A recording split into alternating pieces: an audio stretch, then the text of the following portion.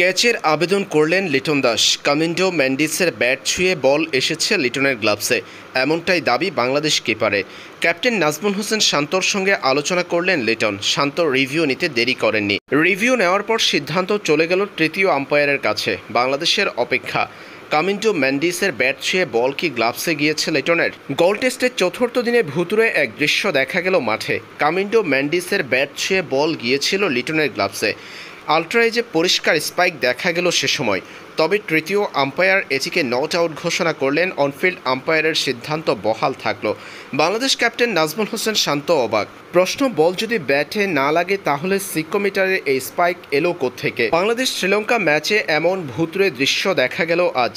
বাংলাদেশের রিভিউ নষ্ট হলো। তৃতীয় আম্পায়ার অনফিল্ড আম্পায়ারের সিদ্ধান্ত বহাল রাখতে বললেন সে সময়। বল ব্যাটে লাগার প্রমাণ থাকার পরেও এমন নট আউটের সিদ্ধান্ত, কপাল পুড়ল বাংলাদেশ দলের।